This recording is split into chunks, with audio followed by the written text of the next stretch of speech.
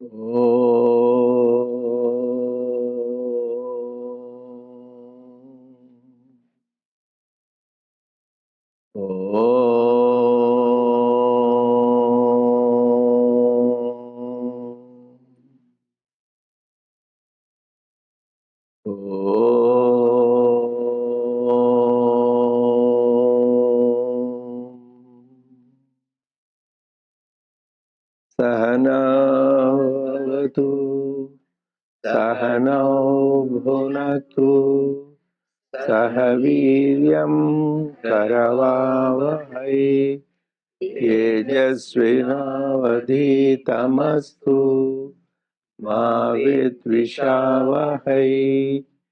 Om Shanti Shanti Shanti. May the Lord protect us. May He nourish us. May we acquire the capacity to study and understand the scriptures. May our study be brilliant, and may we not cavil at each other. Om, peace, peace, peace unto us all. Dear brothers and sisters, loving Sai Ram to all of you, we welcome everyone to the satsang of the Sri Sathya Sai Baba Center of Arcadia. We'll continue our study circle on Gita Vahini, the dialogue between Arjuna and Lord Krishna with a commentary by our Lord Sathya Sai. We are on chapter 9 and start page 40 in the electronic copy and the hard copy, depending upon the edition. The one I have right now, page 77. Starting, take one example. The last few times, Swami's he also God how can we understand? So he alone has given so much importance discussing on this Varna system. So many pages are just covered on that particular topic. So just one Swami says, we believe that is very important. That is why I often tell on May 17th, 1968, what did Swami say? Reveal his glimpses of the divinity. He said, even if the whole humanity combines and they do tapas, austerity for thousands of years, I mean, you cannot understand my reality, only experience. So whatever he says is Vedanta truth for us. So he is dwelling how it is important. God himself has created Varna system. Probably Swami is giving importance because for a few decades, the people were very critical of the Varna system, even overseas. They said that is the reason for the the bane of Hindu society.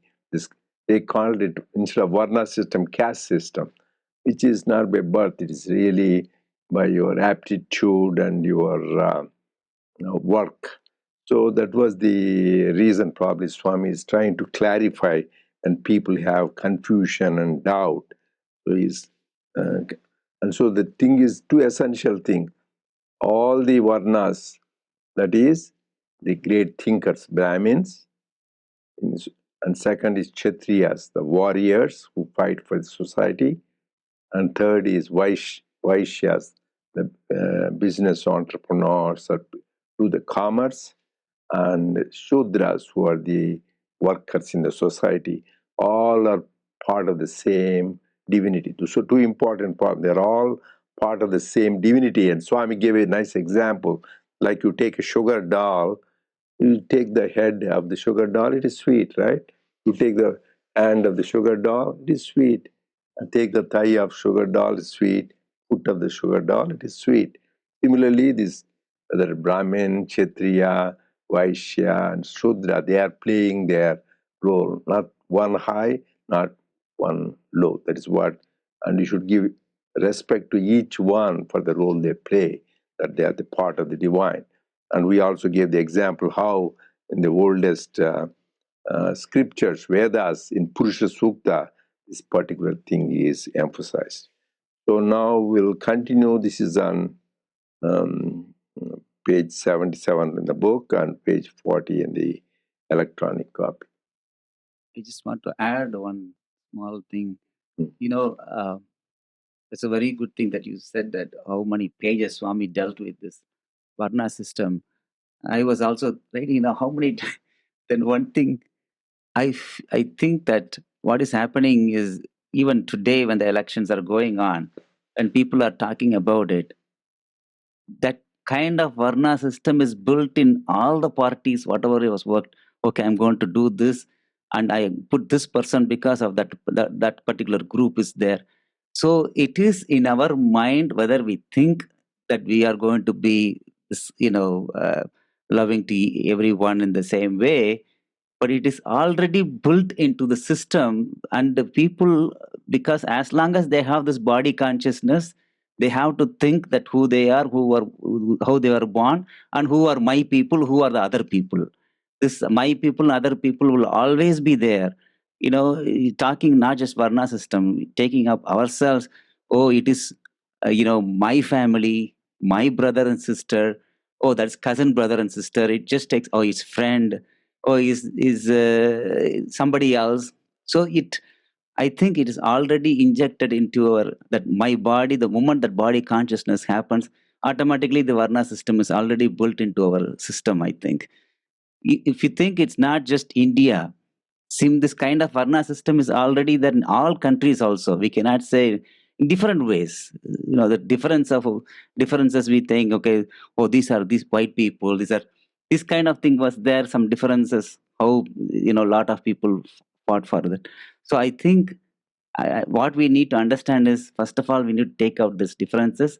And these some differences is that there are some people who are good in doing certain things, and they are, by karma, we have to work with them. So I think we need to work on ourselves. If we really believe and think and realize God, then this kind of Varna system will automatically fall off. Fall off No, means the Varna differences, system. Varna system will not Mhm. fall off. We don't want The to follow. differences will be differences between people, how we treat will fall off. But we still, the best of the Varna system, how it will be really to be practiced, will be practiced. Emphasis, don't forget, with all, after all this discussion, Varna system is created by God and it is for good. So you should have clearly, like a law, print in your mind. Varna system, he says, Yaturvarna Maya system. God himself said, I created that. And even in Divine Mother, Varnashrama Vidhayini, I created this Varna. So that is good. What people confuse Varnas is to the caste system. Caste system is not Varna system. Caste system is that guy is untouchable. So I said in India, even now some villages, some places, that is why Gandhiji introduced that Harijans, they are really not untouchable, but they are the children of God. So because they are the caste system, Brahmins are exclusive. Like even till recently in certain temples, some places they have only Brahmins can go. Actually, one of the American devotees, they were telling about, he went Madurai Meenakshi temple, Westerner, his name is Robert something. He says, oh, they didn't allow, then they told his Bob Shastri, allow him. Robert, like there's something to, because they're so strict, because they can. This is all body. God says he is beyond, but subsequently these people, for selfish interest, some segments of society, men exploited women. So they said you can chant Gayatri, you can do this, you can chant Vedas. That is men because for their dominance. Similarly, this caste system, Brahmins, because they were the elite that time, they were in the high state of society, they want to keep it to themselves. So they didn't want other people to do that. So everything was selfish interest. But as God, there's no selfish interest. The Varna system became a caste system, which is mistake. But Varna system, Swami, that is why he's emphasizing people. That is why he's right. Even today in Andhra Pradesh, they're all kind of Kshatriyas. So there is a Reddis, there is Kamas. Depending upon the voting also for power, people still have that fighting. So sad that still that thing. I mean, this is not just among somebody so-called highly educated people. to show that there is ignorance. That is what it is. Swami is here to dispel that concept. Yeah, go ahead. So Hixna had to make comment. You want go ahead.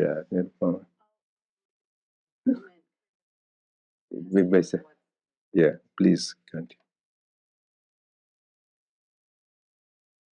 Hey, Sairam. Take one small example. Some nations have manufactured bombs that can wipe out lakhs of people at one burst. Though they know this is bad, the rulers are themselves encouraging it. If the bombs are used as the whim takes them, ruin will fall on all. When chaos threatens, they are to be used only for self-defense. The purpose is not the destruction of the world, but the protection of the values of one's own country and culture. So also, the Varna system is to be treated as strong armament to protect the country and culture. The rules and regulations, the restrictions and recommendations are all to defend the people from ruin. They are disciplines which have to be honored in the way they are laid down and followed strictly and correctly. To deal with them as the whim dictates without regard and the boundaries is to invite anarchy. Therefore, the elders, the rulers, the great pundits, and the leaders of the community guarded and fostered this organization and preserved it. Think of this for a while, and the truth will flash on you, whether it is beneficial or not. If it was ruinous to society, would they have fostered it? Do you mean to say they were all foolish, or they did not have the present type of scholarship, or they were brainless? No. Their intelligence, scholarship, spiritual eminence, their spirit of inquiry, and their impartial, unprejudiced approach to social problems can be found only among 1 in 100 today. Ascetics who dedicated all their intellectual and moral strength for the welfare of the world, which task was the very breath of their life. Yogis, spiritual warriors, and Maharishis who sought to confer true contentment on the human community. These were the framers of the social organization which the moderns condemn. They were not like the reformers today, who yearn for welfare in a profusion of words, but who undermine the very thing they profess to yearn for by their actions. This type of trick was unknown to the ancient sages. Modern ideas and plans are hollow and insincere. The present plans are all castles in the air. They cater more to the conceit of the planners and do not carry much meaning to others. The castles start falling down even while construction is proceeding in another place. As the body is for the jivi, the world is for the Lord. Whatever happens in any part of the body affects the jivi. So too, all that affects any part of the world moves the Lord. He becomes cognizant of it, and he reacts to it. Just as you are interested in all the limbs of the body being in perfect trim, the Lord too is interested in seeing that every country and every part of the world is happy and contented. Will he harm any country which is primarily part of himself? In matters relating to the Lord, all have equal rights. All are equal. So, Uncle, I think what you were saying is very true to this, and I was just going to say that in terms of what God God only has the best interest and is created the world, the universe, and makes everything flow in a perfect way. So he would not have created this Varna system if it wasn't something that was going to be beneficial to how the world functions. And that's sort of what this says here. And just like you were saying, this caste system sort of gets kind of, it's almost like a projection of the ego, because some folks really want to, it's just their ego that drives them at that point, and they're not at the point where they can see the greater good for the greater number. But that is always God's ultimate goal, is working for the greater good for the greater number of people. So that's why he created this Varna system, to make sure everything in the world has its perfect process and perfect outcome. Yeah, that is very important, because as Krishna was pointing out, it is not just in India also. On the name of something or other, humans always try to create difference between rich and poor. Oh, the wealthy people, they don't look down on the poor people, right? They won't let them in their communities. And same thing with the scholarly versus ignorant. You keep them away. So this unskilled labor, even here in this country, I think till a few 10, 20, 30 years ago, the black people, how they were treated, worse than even animals, slaves. And even in South Africa, when I went there in 1968, as late as that, even Indians, not only blacks, they were not allowed in certain beaches, only for the white people, those beaches. So this is on the name of something, color or wealth or position. People always, that is not because of God did it, that is because of human ego, that they want to show they are better than somebody else. That's why Swami is telling, first we need to say the whole world is part of God. Actually, this is interesting. Swami went in 1968 to East Africa, that Kenya, Uganda, and Tanzania, the only part of the world where physically Swami went. I was wondering why, because we were inviting him to come to America, and actually I gave him a plan. Even we chartered plane, Swami first from Bombay. Swami liked it, so from Bombay first he will go to Rome, and we identified a stadium. From Rome he will go to London. From London he will come to New York Yankee Stadium. From Los Angeles Rose Bowl Stadium. And from to Buenos Aires in Argentina, then from there to Tokyo, and then to Singapore and back. So I took that plan couple of days. He had business jets completely for Swami, where he can sleep and do that. He liked it, the plan. And physically he didn't come, he's there everywhere. But he physically went into these three countries, and happy some of us are. I was there in 2018, 50-year golden anniversary. But this, I'm happy now they have the international conferences, and I know some of you are coming. So after the trip is done, Swami, this is where he gave the main message. There is only one God, he is omnipresent.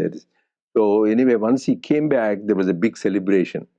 So that Swami came back, because he went overseas. And Swami says, what are you making a big deal? It is like me going from one room of the house to another.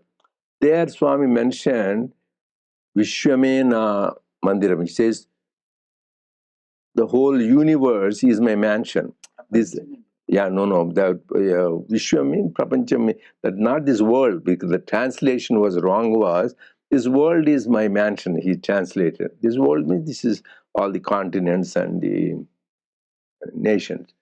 Swami corrected, no, wrong. So it is universe. Universe means not just this world is part of the universe. There are many galaxies, planets, and all that. So the universe is the whole thing, is my thing. So what is their big deal? I'm going from one room this to another room. You don't celebrate. So he made it very clear. Even another time talking about the various countries, he says, India is like Dharmaraja, head of for all the things. Five Pandavas, Dharmaraja is the embodiment. That way he gave credit to America, is Arjuna. So you should need to stand for action and activity, which even in the organization we do quite a bit compared to the rest of the world. So main thing is Swami saying the whole thing is a part of him. So in which case, even among the fighting among the various countries, unfortunately, what is happening, that means you are really hurting the Lord, because he says in the part of your body, a thorn pricks your foot. Yeah, that is part of the foot. Don't worry, your eyes will react. You will cry because of the pain. So, yeah, and put your mouth something which is pungent, bad taste, and just you will right away spiritually. So this body is, because this is all part of same thing. You should have the conviction the whole universe is the manifestation of God, part of God. And great souls feel that, like Sri Ramakrishna Paramahamsa, one time somebody was walking on the grass. He says, oh, somebody is walking on my chest. People didn't understand what is it, because somebody was walking on the grass and he identified himself. And same thing, Ramana Maharshi, somebody was cutting the branch of a tree. He said it's as if somebody was cutting a part of his body. And Swami is even more. You might have heard how Swami's weeping sari. So it's sari which was not used in distribution during the seva in Mumbai. When Dr. Hislop was there was wetness next to the sari, and Dr. Hislop asked Swami, what is that? Oh, that sari is weeping because it could not be used in God's mission. So in the world, everything we need to respect, whether it is a tree, with a mountain, with a plant, everything has consciousness. They said everything has consciousness. With that reverence, so we need to do that. So that is what everything. So Swami says, anu anu kana kanamu chana chanamu. That means every atom, every cell, every moment is permeated by God. That is our ultimate experience should be. So that's why he is emphasizing that everything is all the nations. Anybody remembers the same famous quotation? You young boy should learn. Swami says, nations are many, earth is one. Stars are many, sky is one. Cows are many, milk is one. Flowers are many, worship is one. So this is thing to see the unity in diversity, whereas we want to see nations, want to see stars, we want to see this. So Swami wants us to develop that oneness, unity in diversity. So that is the important message. Anybody has any other questions or comments, don't hesitate. This is a study circle, not monologue. Go ahead, continue if there's no comments or questions. Well, my comment is now I'm thinking about Swami's world tour, and you could get him on a tour bus in the country, and I thought that would be, but now it'd be SoFi Stadium because you'd get more people in there. Where? SoFi Stadium, which is the new one. Oh, new one, because Yeah. I'm not up to date with what that time, because for Swami I was we already read this one stadium and yeah, all those things. So anyway, Swami in his omnipresent form will come. So he's there with us, but physically he went there. But one time my mother was asking, but she is smart, so even though she didn't go to college, she said, Swami, please come America. And she said, yeah, I'm there. No, not that omnipresent form. She pulled his robe and said, this particular thing, I want this body to come. She used. I said, okay, I'm tasting your chutney, I'm eating your stuff. But prasadam, when we offer, so he is eating, so we should have that conviction. So we should have with that feeling, and God will come. Yeah, that is, should take with us. No question? Okay, go ahead. Do you think there will be any time period when Earth is considered one, with all countries being like different states, one government for the world, and a worldwide election? That is utopian. Hope it will happen. Who knows? If God wants, anything will happen. So it is possible, and let us pray. If everybody prays, then it will happen. That is why we said samastha loka sukhino bhavantu. People wrongly say all beings, and it's not all beings, all the worlds. When you say beings, means only here. There are some other worlds, like even our scriptures say 7 worlds above, 7 worlds below. So all the worlds, all the galaxies, everybody to be happy. So whoever it is, that is all. Always nice to have good dreams. You have to have that there is only one world. Main thing is at this time, we all pay for the peace. If there are no bombing, no wars, that itself is a great move forward. But for real devotees, uncle, any religion or Yeah, for us, the we are God is only, one. So yes, it's for already us, happening. So for it's us, it just is for us. what is there in our. That's why, that is good point, Chiranjeev, is when we go, that's what I felt. I went to about 47 countries. Wherever you go, you don't feel you're going to a different country. Because even recently I went to Lima, Peru. So just because you feel like you are going to see your family, your family is in London, or they may be there in Italy, or when you go there, you feel you are with family, right? Same thing, you go to these countries where this Sai devotees and Sai movement is there, they treat you as part of the family. So that way we are one world, Sai world. So, but I wish all people behave like that. That will be good.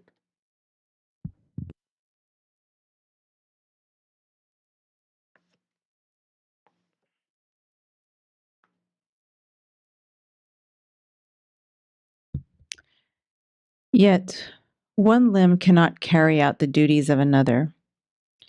Each must do the task allotted to it. So too, each varna must carry out its allotted share of the activities of society and contribute its best to the welfare of the country. As the body has stages, society has the varnas. If all start trading, who will be the buyers? If all are engaged in fighting, who is to provide the wherewithal for their upkeep and maintenance, the food, the armor, and the equipment? So each one has to do his share of social activity and ensure peace, harmony, and happiness. That is the wise course, the best organization of society. Now, instead of attending to essential tasks, people are engaged in the internecine struggle, fearing that the varnas are the great obstacles to progress. How can people who are unable to keep their body under control keep the country within limits? Consider that the fostering of the varna system, which has been fostered so long by the ancients, is the most beneficial thing that has to be done. The Lord has not shown any partiality while organizing the varnas. He has no such trait in him. Some persons ask, why should the Lord have such differences? No. He has no sense of inferior or superior. He is sweet all over, as a lump of sugar. All differences and distinctions are the property of jivis, who do not know the Atmic reality. They are the illusions of the jivis who falsely identify themselves with the non-Atma. Did we just stop there? Yeah. Because it's pretty loaded here. I think this is a lot of what you were just talking about, Yeah. Uncle, with how we have so many beings and so many planets, and how there's really not, it's really not developed to have some sort of hierarchy. Even if you look at nature, and you look at the different species in the animal kingdom, you have some that have different duties, basically different strengths, because that's the dharma with which they're born. But it all contributes to the well-being of that ecosystem. So it's very similar. What Bhagwan's writing here is very similar, and that God really kind of creates all of these different roles, and where he says that one body part can't really do the part of another body. So you're not going to eat with your nose, basically, right? So it's very important that we understand that just because we are in one direction, that's the direction we've chosen, and that we're guided to do. So Yeah. Anybody has any questions or comments? I think it is very clear. So Swami is telling there's nothing inferior or superior. Everything is sweet all over. God is all sweetness. Okay, you can continue.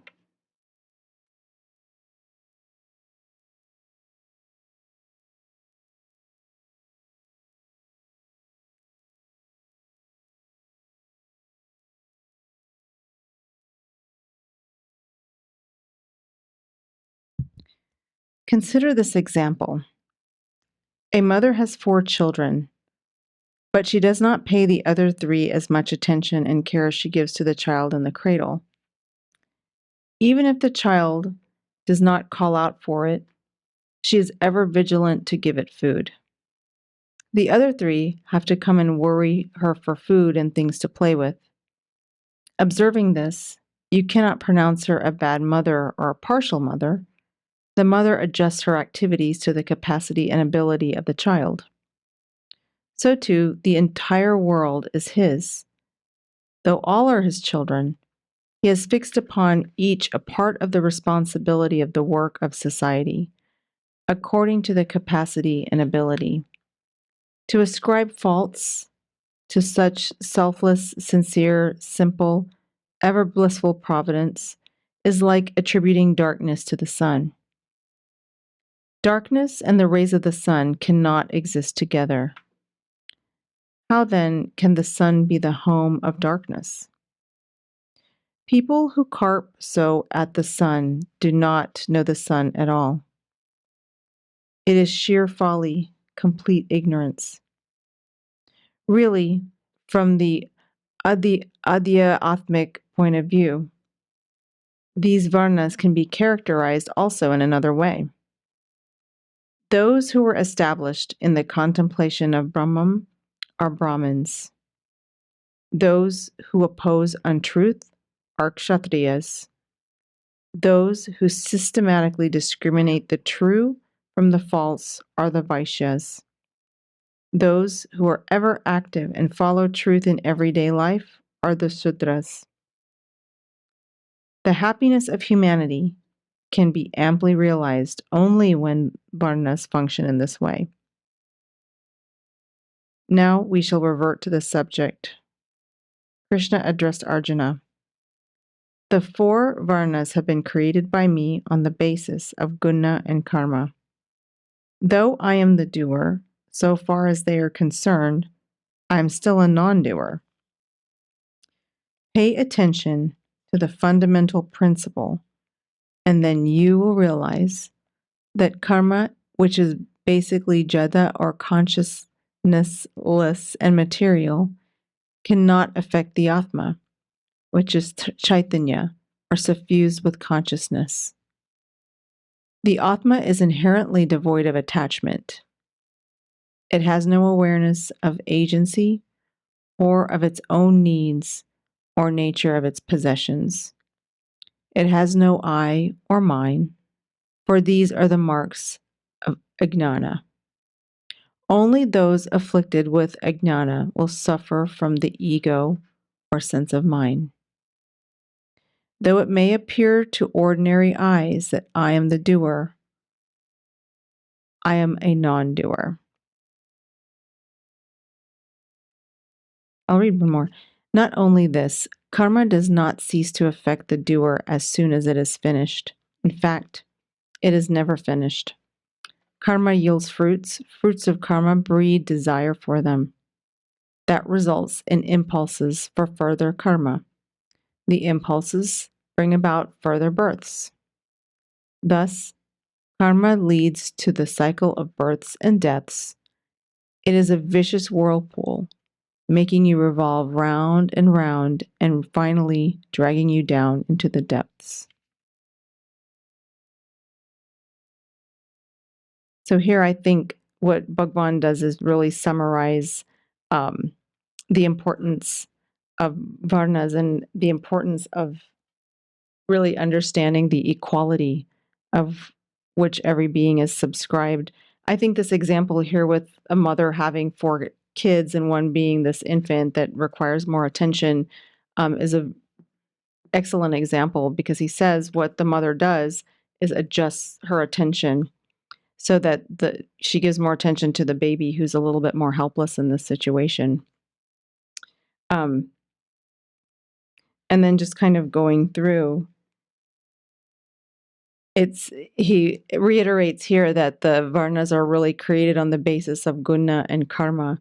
So it's all really based on action and sort of which direction your action is going, and how people sort of dilute that a little bit as they try to understand it, usually, again, as a sort of a projection of their own ego. Yeah, so here is important. This is like a definition, that particular paragraph. The happiness of humanity can be realized only if varnas function this way. So each one, the Brahmin, somebody says, they should be in the contemplation of Brahman. So somebody says, I am a Brahmin, I know, hey, you are in the contemplation of Brahman. If not, you are not a Brahmin. So they may claim they are a Brahmin. Only if you are contemplation of Brahman, you are Brahmin. So don't claim you are a Brahmin. Same thing, you are really working for the protection of the society, you are a Kshatriya. Otherwise, you are not a Kshatriya. And the same thing is Vaishya. Swami says, the one who has discrimination, and Shudras who follow the truth. But here, God is beautifully said. He created Maya system, all these varnas.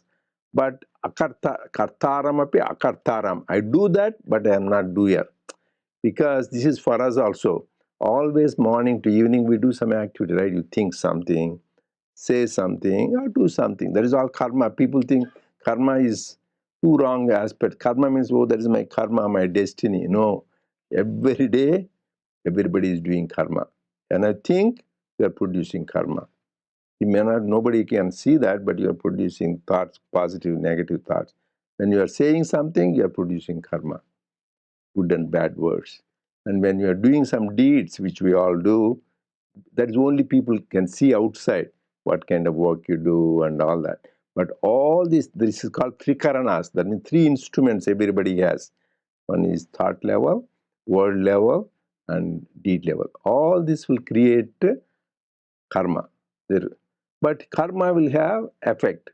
As you sow, you reap. Every karma, whatever you do, it will come back to. All the great masters said, Jesus said that, Mahavir Jain said that, Buddha said that, Lord Krishna said, our Swami said.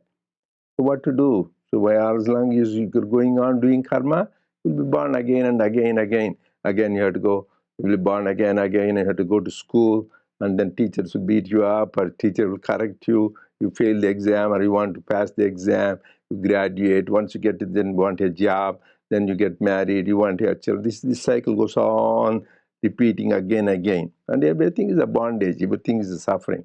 To get out of this, he gave the secret. The whole thing of Lord Krishna telling Arjuna this is the Varna. He says, first thing he said, you are a Kshatriya, Arjuna. You are supposed to protect Dharma. Because of his attachment, he wants to run away from the war. Because they are his cousins, they are his uncles, grandparents, his teachers. He wanted to run away. But his duty, his Dharma, as a Varna Kshatriya, is to fight against Adharma, fight the war. And that is why he says, even though you may kill all these people, you are equivalent to not killing, because you are following Lord Krishna's command. But the two things for all of us, danger we need to watch, two things. One is doership, another is enjoyership. Kartutva, bhoktrutva. This is for everybody, because lifetimes we are thinking this body. I am doing this, and I want the results of action to me. These two will bind you. Then will be repeat even those so-called good deeds, still it will bind you. Only when you have conviction that God is the doer. That's why he says Saya Arpanam, Krishna Arpanam, Rama Arpanam. Whatever you do, you should have the conviction God is the doer, and the results go to God. Then you are not bound. Otherwise, this vicious cycle. You will do the action, the results will come again to pay the action. So you say good deeds, yeah, it's good, but you'll go to heaven for that because you did good. If you do bad, you'll go to hell. You'll have somebody beat you up or put you in heat oil. There are so many descriptions. But once you finish your term, you'll come back. That is why they say, Chine punye matte loka vishanti. Once you finish your punya, again you have to be born here. That is why they say, like he's going to some nice vacation, someplace, Italy or something. After you spend your money or time, you come back home, right?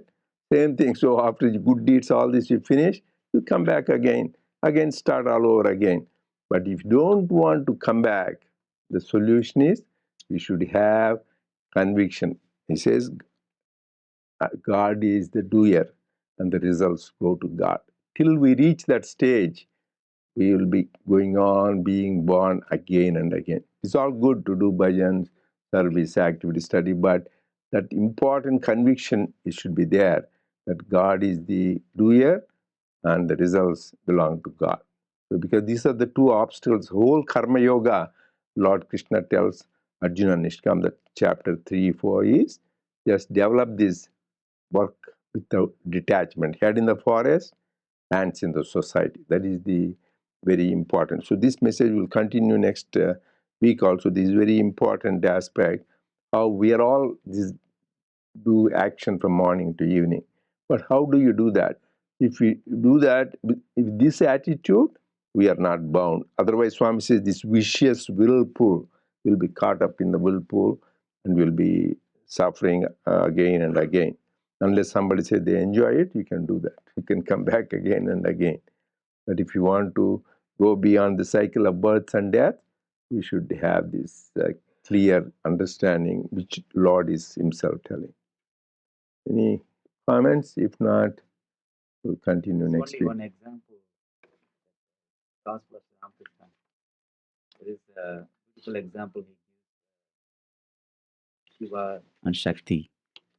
Shiva is, Jatam, the matter, the Atmic principle, that is like, in a marriage. Shakti, that is the energy, will be running around and doing all the work. People thinking Shiva, the father, right? They're sitting and not doing much. But the thing is, any activity happens, it again Shakti consults, and then the order goes here, and then it gets done.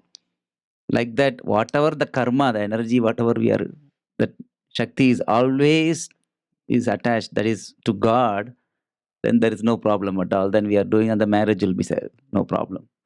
So it's just a very beautiful example Ramakrishna gives. Okay, good. Anybody else? Okay, we'll conclude and continue next week.